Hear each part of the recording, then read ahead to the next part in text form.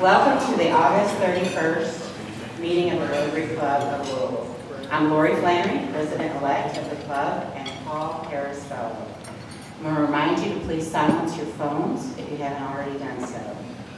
Providing our invocation today is Mary Ellen Harnett, ESL teacher at English Institutes and retired nonprofit executive.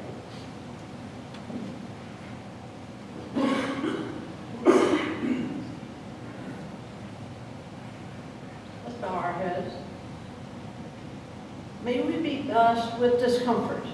Discomfort at easy answers, half-truths, and superficial relationships, so that we may live deep within our hearts. May we be blessed with anger.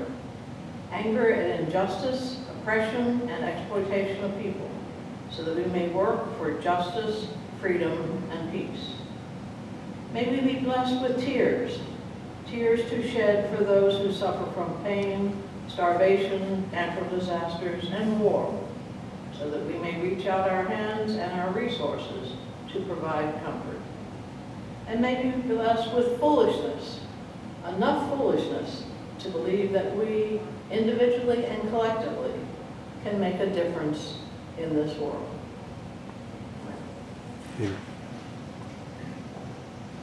Thank you, Mary Ellen. Now to lead us in the pledge and the four-way test is Paul Bickle, President of U.S. Specialties, Sustaining Member, member of the Paul Harris Society, and Paul Harris Fellow times 4. Thank you, Lori. Please join me in the pledge.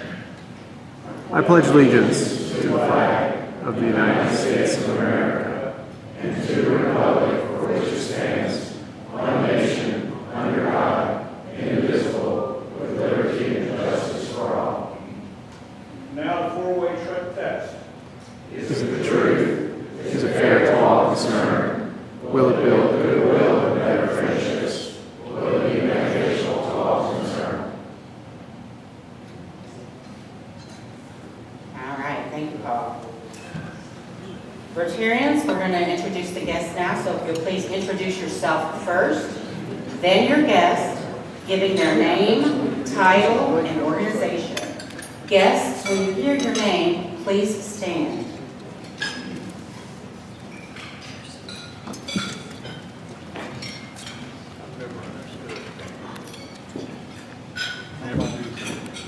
Thank you, Lori. I'm so happy to present to you a newcomer to Louisville, but not really a newcomer. He's got family here. But he's spent the last 20 years in New York. He is the new Vice President of Development and Communication at the Center for Women and Families, Justin Davis. Welcome, Justin.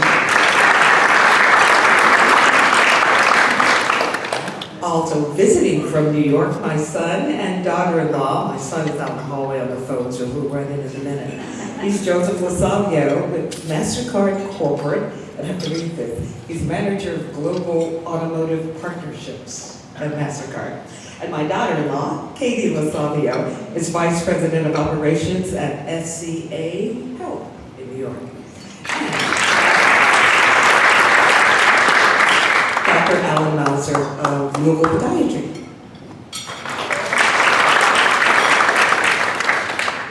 President-elect Lori. David Sand, New Directions House. I'd like to introduce Jimmy Ray. So from Urban League, he's the president of the Young Professionals group and volunteer. Also works with a strategic advisor at Friday.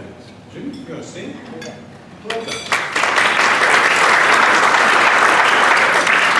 Thank you to all the members who brought guests, and thank you all as guests for joining us.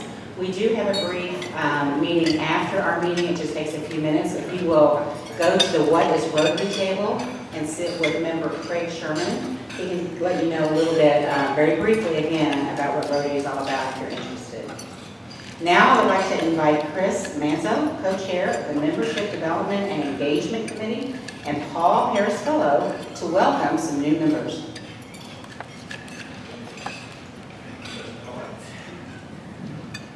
Good morning, everyone. Or good afternoon. Chris Manzo, principal of Sandbox Design, co-chair of the membership committee with Jay Howard. From time to time, it is the honor of us to invite new members to join our Rotary Club. And so not only that we can increase our usefulness and influence as a club, but also to extend the spirit of Rotary into our communities. Today, we get to welcome 2 new members.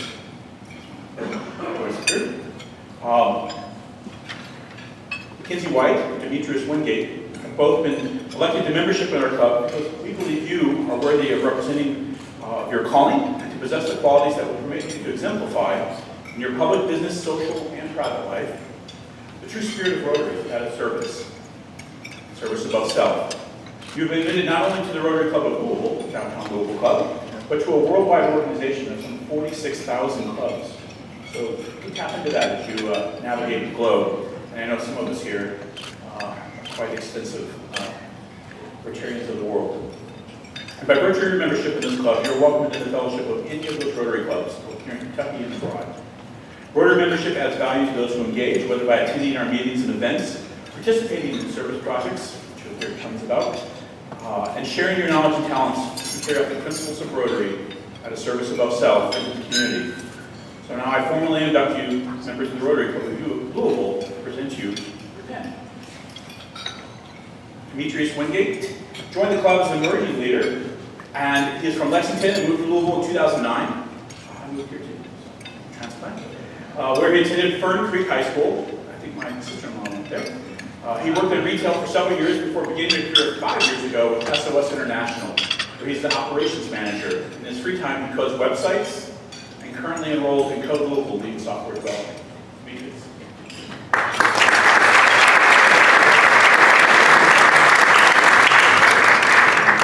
And Mackenzie White. Mackenzie is a corporate member with PNC Bank and has worked in the Louisville area for over the last 10 years.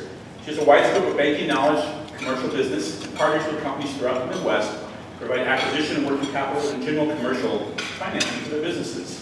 In addition to commercial business, she has significant experience with family-owned businesses, nonprofits, healthcare companies, and manufacturers. Mackenzie obtained a bachelor's degree in communication with a concentration in marketing from the University of Tennessee. She's actively involved in the Young Women's Club of Louisville, as well as the Junior League of Louisville and the Home of the Innocents. Mackenzie is a woman in business advocate and a member of McKinsey's Women Connect group. Mackenzie enjoys spending time with her family, traveling, watching sports, especially college football. Go Bulls. Mackenzie, welcome.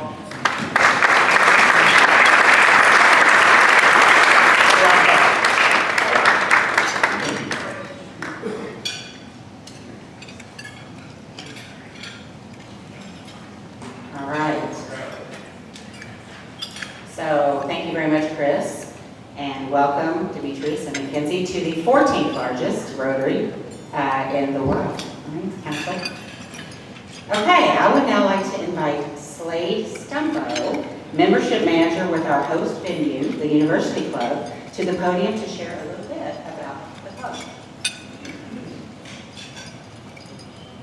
Hello, ladies and gentlemen of the Louisville Rotary Club. Welcome to the University Club of Louisville. My name is Slade Stumbo. I am the membership manager. We have just reopened after an extended period of closure due to the pandemic, and we are under new management. We are now managed by Creative Dining Services out of Zeeland, Michigan.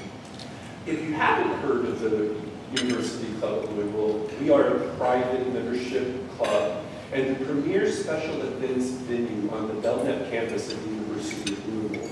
If you are planning a conference, a banquet, or a meeting for your business, or if you have personal needs such as a wedding, an anniversary, or a graduation party, we would be an excellent choice for your next event.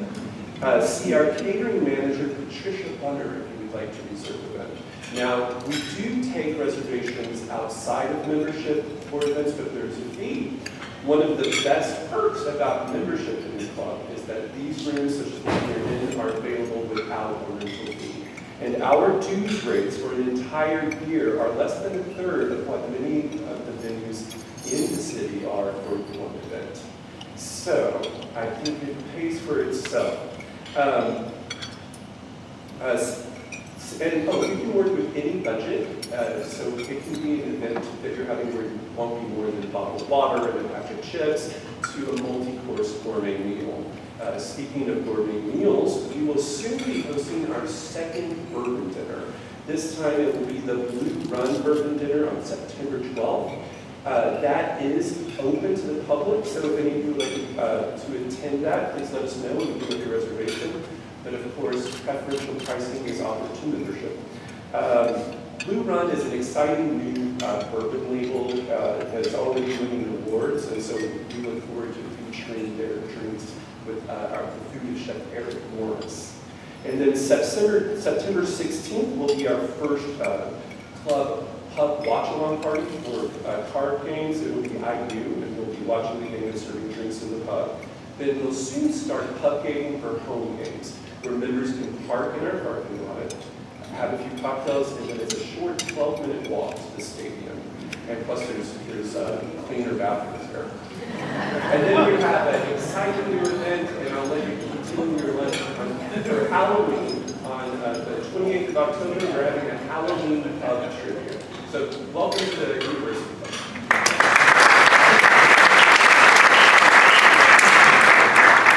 Thank you very much, Slade. And I have to say, you have the perfect name for marketing and for catching attention. We very much feel welcomed here. We really appreciate your team and all that they've done to make us feel welcome and provide delicious food and great service. And the bathrooms are pretty clean, I have to say. I would now like to invite Tim Nicolazzi, Program Analyst with the Department of Housing and Urban Development, to the podium to introduce today's speaker.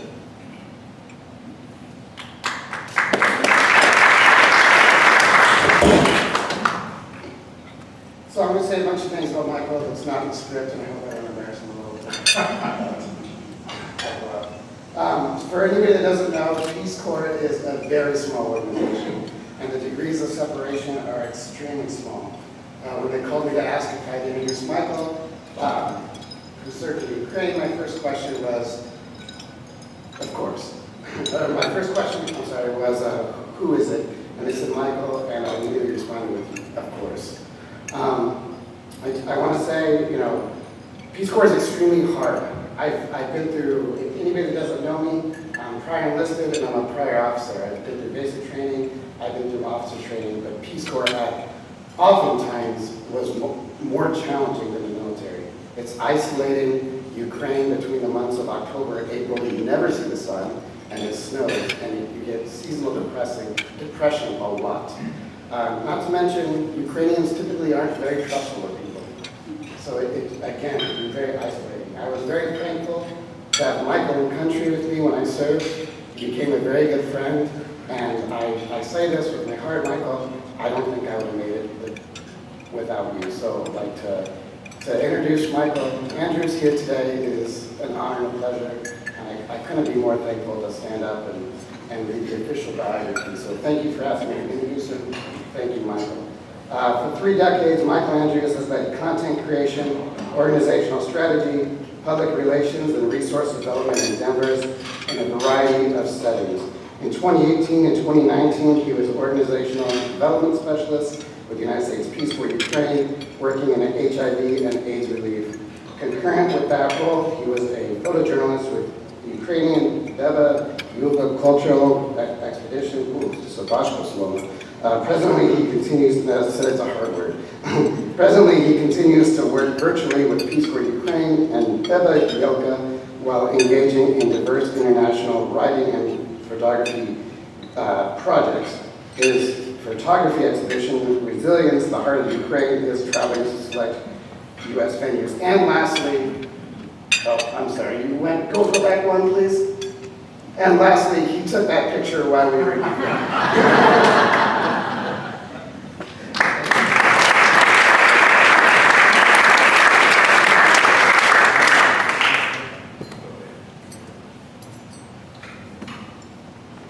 I'm going to touch this. Danger. Perfect. Thank you. Thank you, Tim, for that. My brother, Moy. It is a great honor and pleasure to be with you today.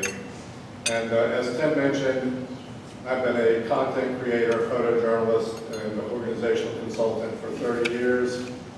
But I'm not here to talk about me or that today. What I'd like to share with you is the story of three very important people to me. And Tim and I were talking at the table about him keeping up with his host family. I keep up with my people in Ukraine pretty much daily, as I still work there with an AIDS organization called Positive Women of Ukraine. But what I want to talk about today is three people I know who are working very hard to capture and transmit the culture, the unique culture of Ukraine. Before I went to Ukraine, people said, why are you going to Russia? And the answer now is obvious. I was not going to Russia, I was going to Ukraine. So what I would like to share with you is a story of three people who are very important to me, who are doing work to take Ukrainian tradition to the present and then leave it for the future, so people actually remember tradition and remember what's important about being truly Ukrainian. I call this rituals of hope because this is what they are doing, basically. In a time of war, they are creating rituals that are more hopeful and less like what you see on the evening news. As Tim mentioned, we served in the Kirovograd Oblast, which is this one right here. It's about 5.5 hours south of Kyiv by train. And Ukraine itself is about the size of Texas. The Kirovograd Oblast is about the size of Maryland, so that gives you a context. There's 24 of these regions.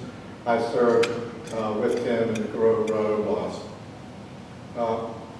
I was there as a business consultant and coach for this young man, Konstantin Danielchenko. And he's an attorney, and he ran the organization that I worked for, 100% Life Kropivninsky. And they had 200 employees and a $20 million Ukrainian budget. That's about 500,000 US. And Kosta is an attorney himself, and also a father and a husband and a musician and a graphic artist. So Kosta's side hustle is to create these things, which are 3D stamps that he creates with a 3D printer. And what he does with those is make these things. And these are wool shawls that he takes motifs from Ukrainian villages and creates motifs and then sells these worldwide. Right now he's using the money to support the war effort, but this is one that he made for my wife that has two symbols on it. One is a barinia flower, which means family and home, and the other, as you can see, the two lovebirds there. And he custom created this for my wife and sent it to her for her birthday this month, as a matter of fact. It arrived in the mail. That's Kosta. Kosta's made scarves for many famous organizations. This is Daka Braka. If you look them up on Google, you'll find that they're a renowned Ukrainian folk group, and he made the scarves and costumes for their presentations. They have a Tiny Desk concert on NPR. This is Kosta and his wife, Ina Tilnova Delchenko, and their son, Svatik. They live in Kropivninsky, but they have this hideaway in a place that I'm not going to divulge, but they've bought a little house in the country, and whenever they want to escape the city, that is where they go. This was taken this summer of them. I got to know Ina when I was working for Kosta, and Ina has a best friend named Svetlana Belavina, and those two are as concerned as Kosta about retaining Ukrainian culture, and so they created an organization that Tim referred to called Baba Yelka Cultural Expedition. And it's named after this person, Elena Rabolkanya. That's Svetlana's grandmother. And she was an herbalist, and she knew about 100 folk songs. And so in honor of Baba Yelka, they named this organization. Baba Yelka is interested in 4 main pieces of Ukrainian culture. They're interested in the textiles, obviously, and embroidery, which is very Ukrainian. They're interested in music. They're interested in cuisine and storytelling. And all these photographs are ones that I took while on an expedition with the Bobby Elker Cultural Expedition. Every morning they would get up, that they went on an expedition, and they would go on a road like this, and knows from experience that most of the roads in Ukraine look like this. There are some super highways around, but to get anywhere, to get to one of the 1,000 villages in the Kirovograd Oblast, basically you drive on a road like this. And so when I found out they were going on these expeditions, I said, well, I want to go along. And they said, well, you're an American. Why do you want to go on an expedition with a bunch of Ukrainians? And I said, well, I'm living in Ukraine. I want to know more about it and more about the history. And they said, oh, well, come along, go with us on one of our expeditions. So this is one of the first ones I went on to Kosichki. And it was just beginning to be winter time. This was probably taken in October. But we would jump in the car at dawn and ride in that Renault four-wheel drive station wagon for hundreds of kilometers to go into the villages. This is just a bunch of where they've been in the Kirovograd region. They've now been to, this is in 22, they've been to 80 villages now, and they've recorded over 800 folk songs. And they've captured 200 recipes, which I'll talk to you about, but they've captured it in this cookbook. And this is a typical Ukrainian singing group. This one happens to be in Libanonsky. They would dress up in their Ukrainian dress and sing songs and dance for us. We would record all of that, take pictures, make video recordings, and usually after they performed, they would set out a spread like this. And every time you go to a village in Ukraine, and Tim knows this because Tim and I have been to some parties with his host family, this is usually what the spread looks like. And most of these women are pensioners, and they live on about $100 a month. That's their Soviet pension. And, but the food was always abundant.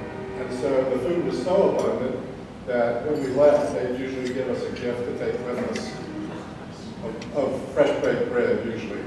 And so we would bring this bread back, and so Ina and Svetlana said, well, if there's all these recipes out in the villages, we need to collect those.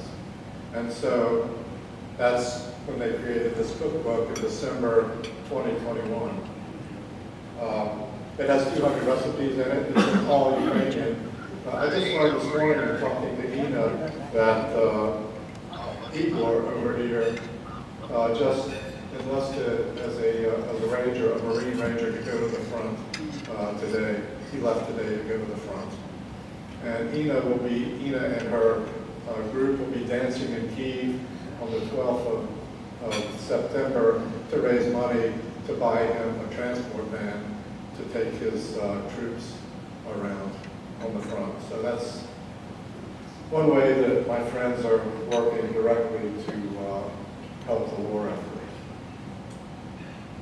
The cookbook is fueling a lot of interesting cuisine in Ukraine. This is a local chef who's serving this dish in his local restaurant that's taken straight from the cookbook. So again, they're promoting the cuisine and the traditional cuisine of Ukraine.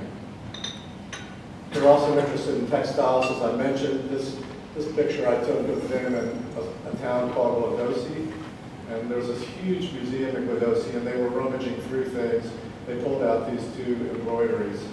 And they work so much with embroidery that they bring those back to their ethno-museum in Kropotnitsky and then share these embroidered objects with school children. So they are creating a flow of information and facts about the embroidery and the textiles that they bring out of the villages, they bring into their museum and share with school groups.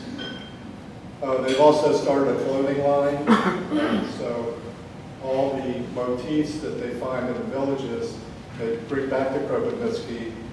They have seamstresses there, and they make modern clothes based on the old designs. And you can see they've got about 2,500 followers to their Baba Yelka Moda clothing line. They have 57,000 followers on their Facebook page.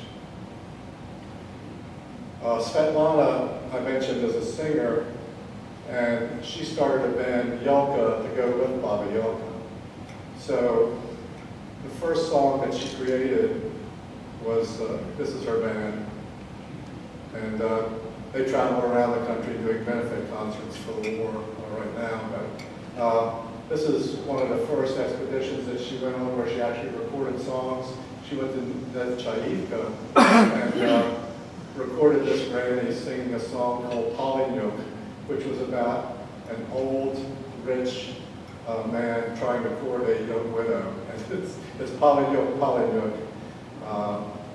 And it's a very interesting song. But they made a video, which is on their website, of this song. So if you go on YouTube and look up Yelka, you'll be taken to their YouTube site, and you'll see their list of songs. This is the first song that she made a modern song out of, called Polynyuk.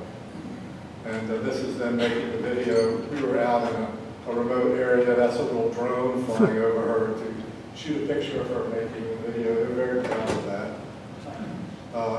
Here is their YouTube page. Certainly go take a look at that. This is Baba Nastya Zelenko, and this is Ina, and again, Svetlana in Rozumivka. And Baba Zelenko would call Svetlana every day on her cell phone and sing her a new song. So over the years, over 2 years, Svetlana had recorded 100 songs from Baba Yelka, Baba Nastya singing her over the phone. And so she thought it was very important to make a video about Baba Nastya.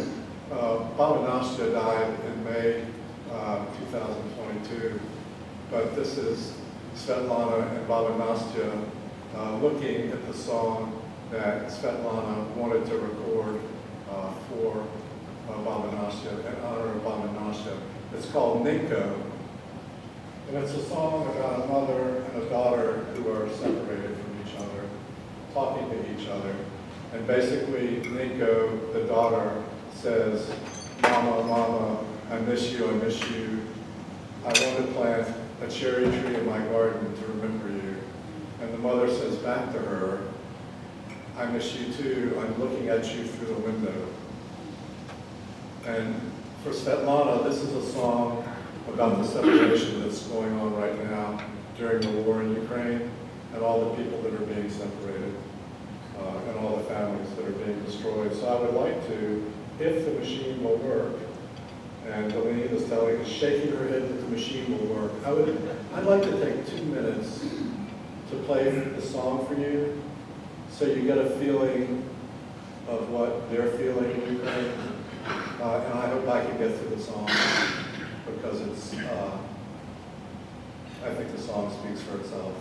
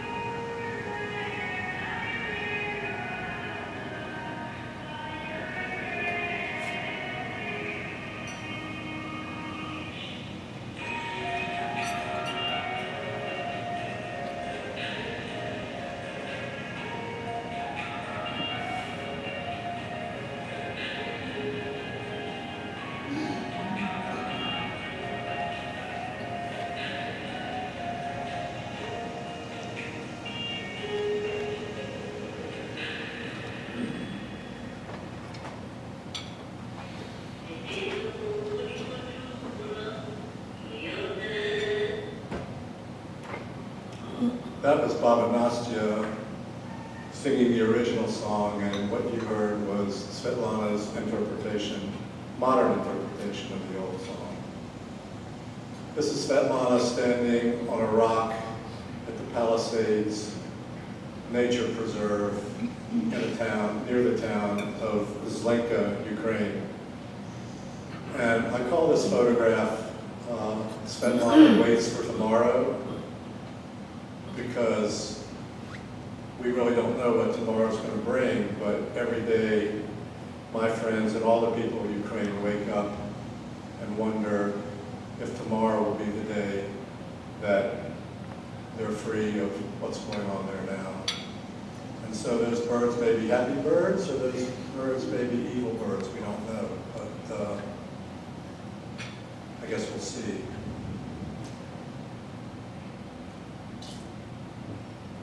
There was mentioned the exhibition, Resilience, the Heart of Ukraine, that's traveling around the country right now. This happens to be in the mountains of North Carolina. It's moving to Raleigh, North Carolina in September. But it's 30 photographs that were taken by us in the villages. And it continues the theme of trying to share local culture and village culture with people today. And so I'm extremely grateful in my heart that you all are willing to hear the presentation and hear about these three people, these brave people that continue to do this work in spite of this unthinkable war. Thank you.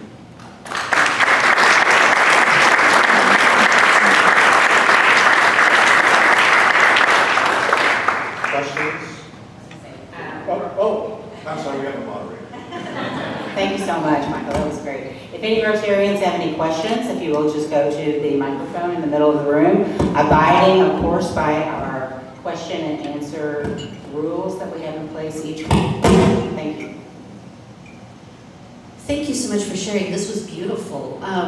You mentioned that they had like a concert that was a fundraiser, and I'm just curious, how are they funding this effort? When did it start? I apologize, I've been in catch up. 2018. 2018. They started going on the road in 2018. And are they continuing? They continue. They continue to go on expeditions every week. Thanks for your presentation. That was really moving. How much of the war fighting is actually happening in that particular state in Ukraine? It varies. It's a flyover, so a lot of times I'll be speaking to my language tutor in Kropotnitsky, and she'll say, I have to go, the sirens just went off, I have to go to the basement. Some rockets have landed around there. In fact, during the filming of one of her videos, a rocket landed nearby and they had to scatter to save themselves. So it's not Kyiv, it's not Lviv, it's not Kharkiv. So it's not constantly being barraged, but the rockets are landing. And the interesting thing is, you know, when the war first started, they were running to their basements and hiding a lot. And they've stopped running to their basements and hiding because they have to continue to live. So just to follow up on that, how many of the young men in that particular state have gone off and joined the government to fight? I don't know the number. I know that Igor left today to go to the front. They also serve in the what's called the Territorial Defense Fund, and that's a step below the regular army. So there are people in each oblast that are charged with protecting that oblast. Michael, thank you for your presentation. How do we see your photos?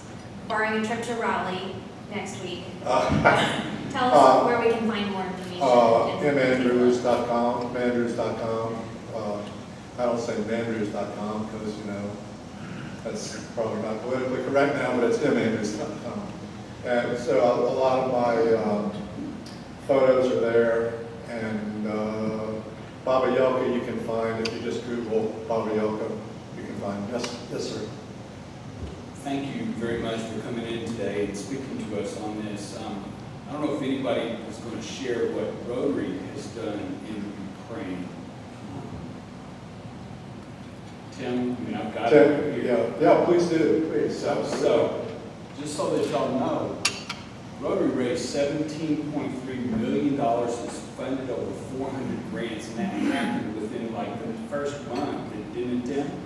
It was like, wow. I mean, Rotary steps up, Rotary steps in. I mean, I've just been a beneficiary of just sitting and listening to Tim talk about this, and now you, and when you put faces and families and people to situations, it comes alive. And so God bless you for the work that you do. And I don't have a question. Just thank you. Well, and thank you to the Rotary for everything. Many times, Tim mentioned how dark and cold it was there. I had a volunteer friend that described it as the Grims. And it is gray and cold in Ukraine, although last year was not quite as cold as usual. But Ukraine is an interesting, beautiful, amazing place. And I guess what strikes me is that, as you saw in the picture of Costa and his family, I mean, they're just people getting up, going to work every day, and then their side jobs are trying to do things to keep the culture alive. So the fact that you're listening and are interested is a great gift to them, and I will convey that to them for sure. Thank you. Thank you, Michael. We really appreciate the storytelling and bringing, what's really going on in Ukraine to us here so that we can more personally understand it. You do know, because I told you, you have one more roll before you can sit down. And He's not allowed to sit down. I said, do this, please stand. You need to choose whoever wins our door prize today, which is a book. And if you win, you'll need to see Delene afterwards. We've had some books that were donated to us in the interest of sustainability, and you're allowed to select one of those if you win. So if you wouldn't mind grabbing one of those. Hey, Lori, I think Rick had a question while we're doing the drawing. We can go back. Yeah, we can go back. We can go ahead and do the drawing. And We're out of order here. Yes. We're rebels today. Thank you so much, Michael and Laura.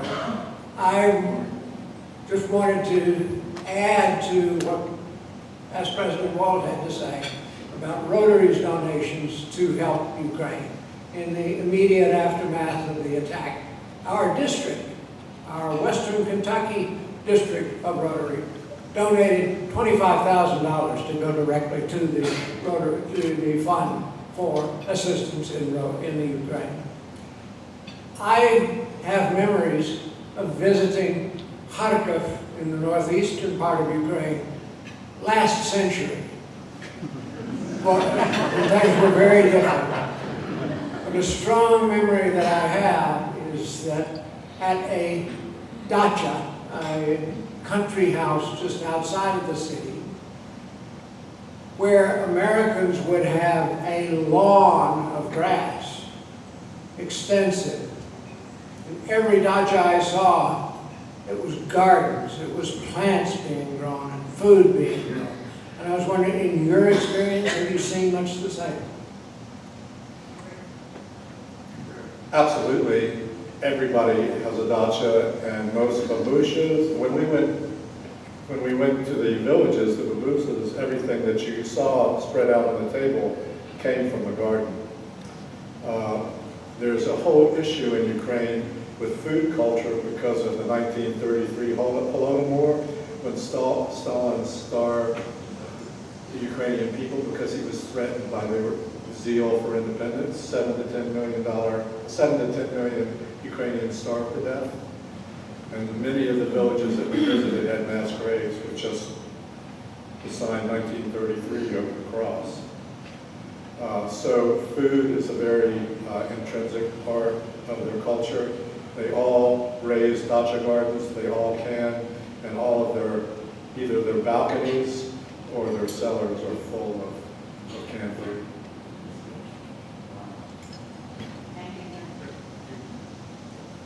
Okay, all right. So the winner today is the number's 242-2140. Do we have a winner? Yay! Fantastic. Congratulations. Yes,